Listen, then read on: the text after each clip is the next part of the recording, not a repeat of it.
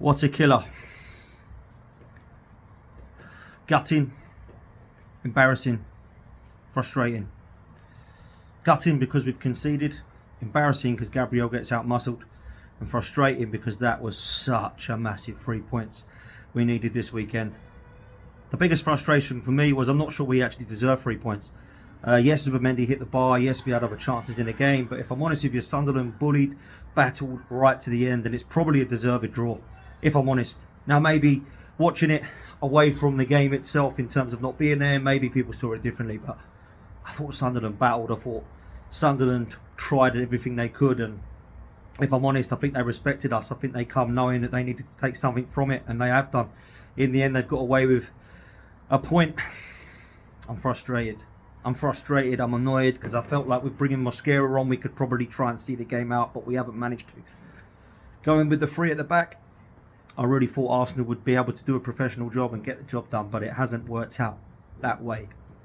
Team lineup, expected. Nothing shocked me.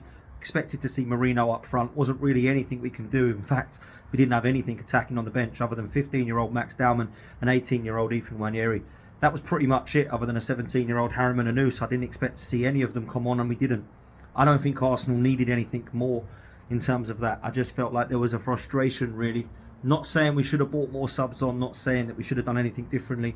I thought we come to try and see out the victory, and unfortunately we weren't able to do that. That's the biggest frustration today. We move on to tomorrow now. Everyone will be looking at that game. I think if anyone wins that game, I think it's actually made it more massive for them now. I think it's put a little bit more pressure on both of those sides now. And I'm praying it's a draw so that we are honours even and we move into another international break being top of the tree by quite some distance. But let's be real, we should be taking 3 points at Sunderland. We should be. They're a good side. They need to be respected. They've signed unbelievable players. They've given absolutely their all. And I think they've been one of the best teams to watch so far this season, Sunderland, in terms of entertainment value. And when they have been attacking, I think they've been good to watch. But today I just felt Arsenal were just not quite themselves in the final third. I didn't think we created much. I think there was a couple of shots. Maybe we had the one from Marino that was blocked on the line. We had Zubimendi hit the bar. But other than that, was there anything clear-cut? Not really. I don't think we missed Gyökeres today. I don't think we missed any of the attack-minded players that were all coming back after the international break. But maybe it would have been quite nice to bring them on. Maybe Arteta could have done something with the subs. But if I'm honest with you, we saw some players that are knackered out there because we've had 3 hard away games with travel. But really, what else could we have done from the bench? I'm not going to give it to the manager today. This isn't going to be a meltdown because we finally dropped points and conceded. I knew we were going to concede today. I said 2-1 Arsenal. A lot of people went for a draw. They knew this one was going to be tricky. And it was tricky. Very tricky. Frustrating more than anything. Upset that we didn't manage to get 3 points, of course. But I can't say that the players didn't give 100% to try and get the job done. I think Gabriel's got to do better from that, if I'm honest with you. I think he got out-muscled. I don't think it's a foul. I do think he got out-muscled. I think it's great from Brian Brobby, and I do think that Sunderland probably deserved that, if I'm honest with you. But look, maybe people see it differently. Maybe people think Arsenal were by far the better team and should have taken 3 points easily today. Yeah, on paper, but I don't think it's played on paper. I thought Sunderland played well. I thought they deserved to be kind of in with a shout of taking something, and that's exactly what they've got today. They'll be proud. I've got to big them up as a club. I think fair play to them, what they've done. The crowd deserve it. They've been a fantastic introduction back to the Premier League. I think they've been excellent. I think they're definitely going to stay up. Their manager deserves credit. Players they bought deserve credit. And let's be real, they bought in players. I think they bought 11 new players. They've all gelled. They've all gelled quickly. They look to be able to bring on some strength in depth from the bench, as we saw Brian Brobby coming on and scoring. We saw Adingra come on and cause some problems. We've seen Sunderland be a good side today, and I have to big up Dan Ballard. Obviously used to play for Arsenal, was excellent at the back today. He was easily man of the match. I thought he was superb. The block, the goal, everything he did was superb, and I think fair play for him as a youngster coming through. I've got to say, I was a little bit disappointed with how we conceded today. I thought the first goal was a little bit too easy. I think a lot of people saying it was a foul in the build-up. I think we're looking at the referee too much, if I'm honest with you. I don't think he was great today, but I'm not going to say that's the reason we didn't pick up 3 points. I thought Arsenal should have today. But Sunderland were impressive in parts. They were.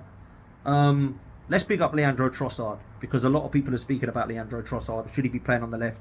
Should he be in that kind of next, in that position in 2025? Should we have him starting? I think he's been really good in the last few games, and I thought it was an excellent goal today.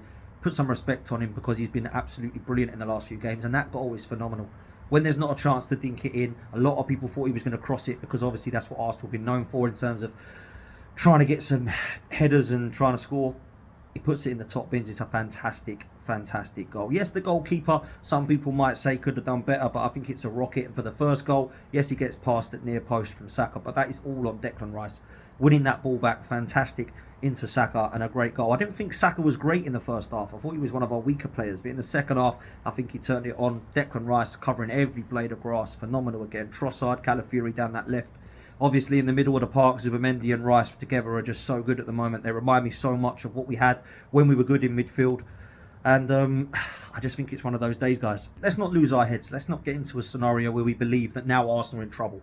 Gone into an international break. We've had 3 very difficult games that people will laugh at when I say this, but Burnley, Prague and Sunderland, they're not a walk in the park anymore. They're not. And maybe people think that they should be and they used to be, and I understand and appreciate that we should be taking 4 points from that. But I've got to be honest with you, Sunderland are a very good side. They're there for a reason. They're in the top 4 right now. They're actually one of the most difficult sides to play against. They've beaten Chelsea. They've taken something off of Arsenal.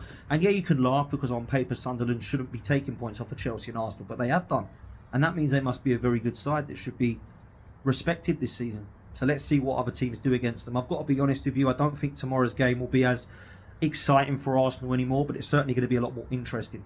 Because if one of those teams take 3 points, they're clawing their way back towards 2 points of Arsenal. Manchester City are favourites in my opinion at the Etihad, but let's hope it's a draw now and that this weekend we stay on the same points and we move forward. That's what I'm praying, that's what I'm hoping. I just got a feeling Manchester City are going to win it. I think Haaland's too good. Foden back on fire. They've got an excellent spine.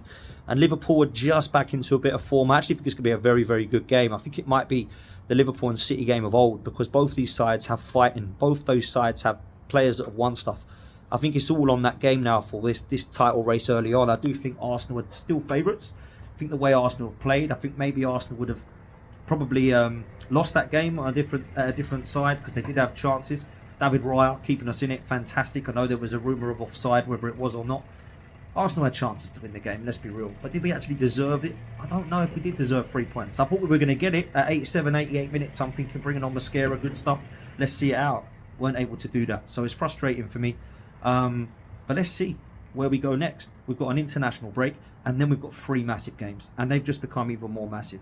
We've got the North London derby at the Emirates. We've got Bayern Munich in the Champions League battle at the top. And then we've got Chelsea at Stamford Bridge. That is going to be absolutely massive when it comes to our title charge. Those 3 games, I want to win them all, but we must beat Tottenham and Chelsea. If we have to rotate against Bayern Munich, I'm cool with that. It looks like we're going to go through into that last 8 anyway. So let's make sure that we can get across the line in Chelsea game and the Spurs game. They're the ones that are massive for me.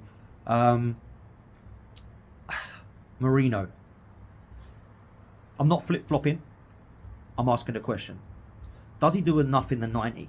I understand he's a threat. He's great with his headers. And I said potentially he's one of our best finishers and one of the best strikers at the club when he goes in front of goal. But does he do enough in the 90? I'm not so sure. I think sometimes I see him, sometimes I don't. I think he becomes invisible when he's in midfield. Does he have enough to take us to that next level? I'm not sure. But hopefully after the international break, it's not going to matter. Why? Gyökeres could be back. Madueke could be back. Jesus could be back. Havertz could be back. Odegaard could be back. Martinelli could be back. All off the bench today. So I've got to be honest. I do believe right now Arsenal are still massive favourites. I don't think this changes anything. I don't think it makes us realise now that Arsenal might not be in the position that we were because we drew to Sunderland. It means we can be got at. It means teams can score against us. And it does mean that Arsenal need to look at their mentality. When it matters, have we got it up here? Has Mikel Arteta got it? When he needs to get it across the line, have we got it? Now, I'm not saying that means because we drew he hasn't, before people lose their heads.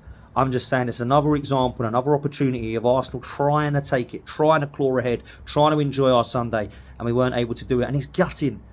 I'd rather have drew 2-2 in the 76th minute. I'd rather they have scored then. To do it right at the end is absolute killer for us. So I think we'll learn from it. I think we need to look at it up there.